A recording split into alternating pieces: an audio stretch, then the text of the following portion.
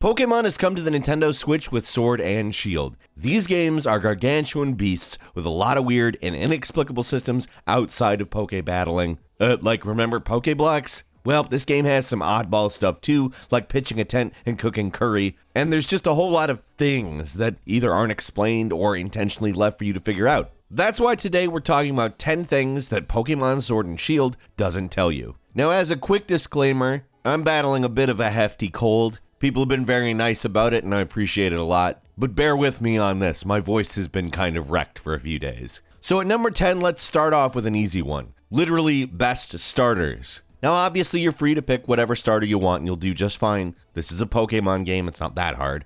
But depending on which Pokemon you pick, your rival will always pick the starter that's weak to yours, while the champion, Leon, will always pick the Pokemon that's strong to yours. So that part at least is set in stone. You know, like Brock from Pokemon Red and Blue. Everyone's got a story about taking Brock on with only a Charmander, fire attacks hopelessly bouncing off his rock-type Pokemon, and this game actually is different. The first gym leader you take on, they use grass type, so you might have a little trouble if you exclusively use Sobble. Just talking about this specific matchup, Scorbunny is the best starter pick, but you'll find plenty of flying type Pokemon on the route to the first gym, so it's not too hard to find something that's effective against these guys while you're out in the wild. I hate it when people pop up and just say, definitive best Pokemon ever in these kinds of things, so just pick up what you want, but I will say that if you want an easy beat of the first gym and you don't want to catch any more Pokemon and you're in a real big hurry, then probably pick Scorbunny. Bunny's alright anyway.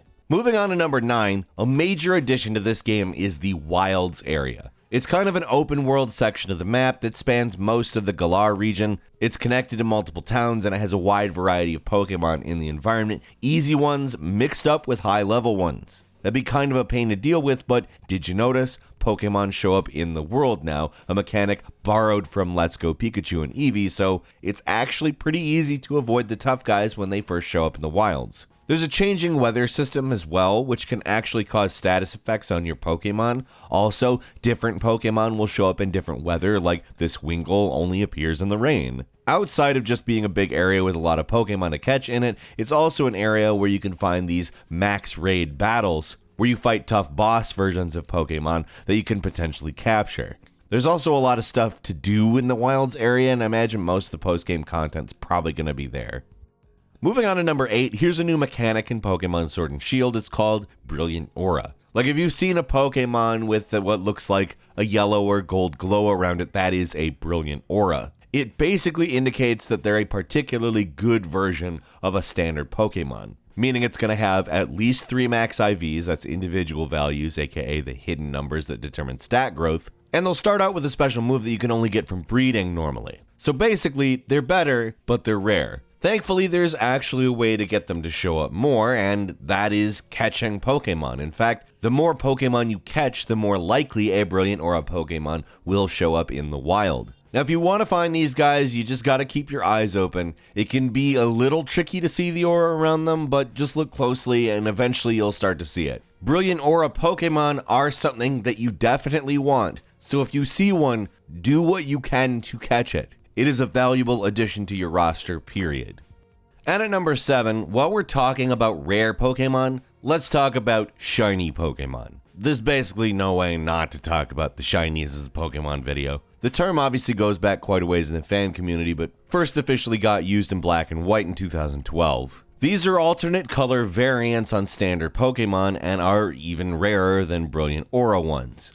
The difference between these two is that shiny Pokemon aren't significantly better than your standard Pokemon, they just look different, sometimes surprisingly different. These guys are really only interesting mainly for hardcore collectors, but Sword and Shield has somewhat changed the method of catching them. You get a chance at increased odds of catching one by both the amount of Pokemon of that specific species you've already caught and the combo you have on them, i.e. the amount of times you fought them in a row. This doesn't have to be in the same battle, but running into and frightening the same type of Pokemon over and over and catching them a lot can greatly increase your chances of getting a shiny. Also, of course, having the shiny charm, which you get from catching every single Pokemon in the game, but you're not going to do that quick. It's just that simple. That is not a fast thing that will happen. So yeah, shinies are mainly for hardcore completionists, and it's definitely one of the big things the game doesn't actually explain, but we got your back here.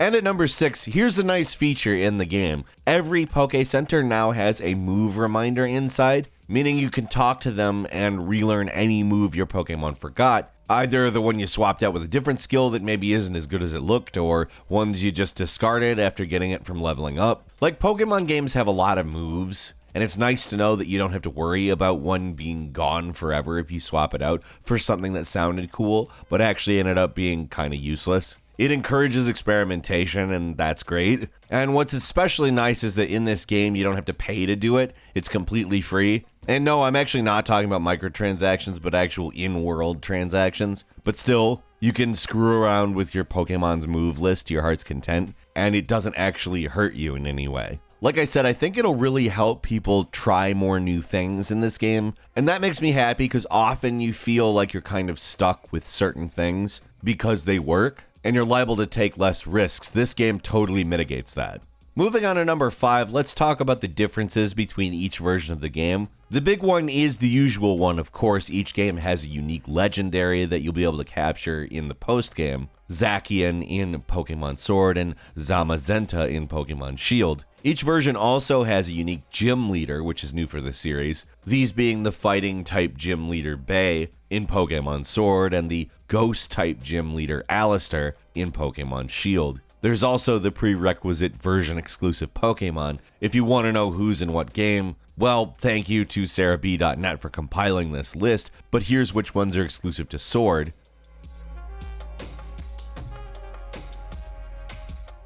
And here are the ones that are exclusive to Shield.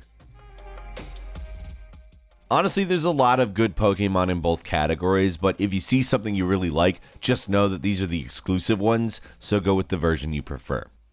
And at number 4, another Pokemon game, another weird set of methods to evolve your Pokemon. Some of the weirder ones involve getting an apple to this apple Pokemon, or getting 3 criticals in one battle to evolve Farfetch'd, who by the way is very aptly named, as if you didn't actually look into it, that's basically the only way you would know, is if you got 3 criticals in a battle. Probably the strangest of all of them is Milcery, who evolves when you give them a specific item, then spin in place. On top of that, depending on what time of day and for how long you spin, they will evolve into a different form. Yeah.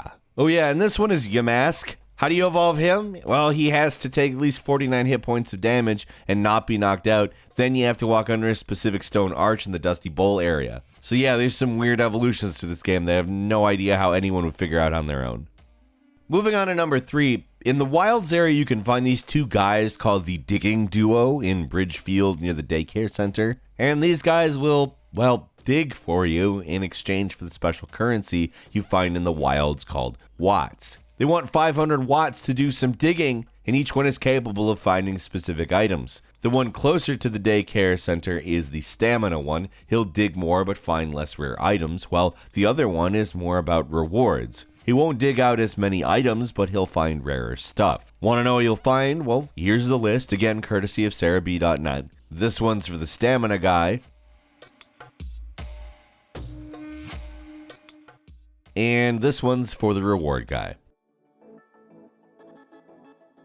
Most of these are items for evolving Pokemon or stuff that can be held by Pokemon to improve their stats. There's even one item, the Wishing Stone, which you can use to summon a max raid battle. So yeah, there is some pretty good stuff in there if you're willing to spend the watts.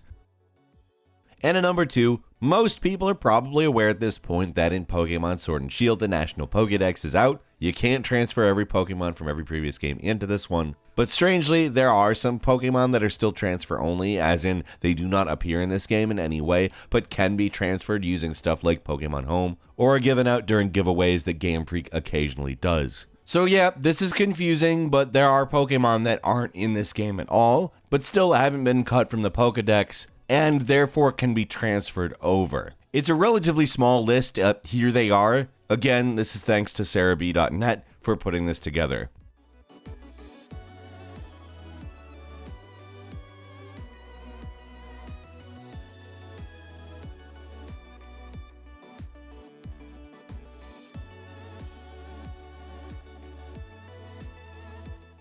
And at number 1, here's the big feature of the game. Dynamax, which is basically replacing the Mega Evolution from previous games. When a Pokemon Dynamaxes, they get huge. Their stats multiply and they gain particularly strong attacks. There's also Gigantamax Pokemon, which are unique looking variants on standard Dynamax Pokemon, and also have unique moves exclusive to that Pokemon. This is kind of the confusing part. Like, there's the Gigantamax Meowth right there. You don't get this unique giant form just by catching a Meowth. You have to get that specific Meowth with its variant Gigantamax form from either a giveaway or a max raid battle. If they ever do that, which right now they haven't, and the only way you can get the Gigantamax variant Meowth is from an early adopter giveaway. So if you see a Pokemon that looks unique when Dynamaxed, that doesn't necessarily mean you can just go and catch that one and get its Gigantamax form. You have to either catch it in a max raid battle in the wilds area or get it through some in-game event. Like I said, it's kind of confusing, and I've said whatever max way too many times, but I just wanted to at least try to clarify how this whole thing works. Gigantamax isn't just what some Pokemon turn into, it's a specific variant on a Pokemon, like having a brilliant aura or being shiny. They're hard to get, but for this guy, it's probably worth it. What's your experience in Pokemon Sword and Shield so far? Leave us a comment, let us know what you think, and if you like this video, please click like. If you're not subscribed, now's a great time to do so. We upload brand new videos every day of the week, and the best way to see them first is, of course, a subscription. So click subscribe, and don't forget to click the notification bell. As always, we thank you very much for watching this video. I'm Falcon. You can follow me on Twitter at FalconTheHero, and we'll see you next time right here on GameRanx.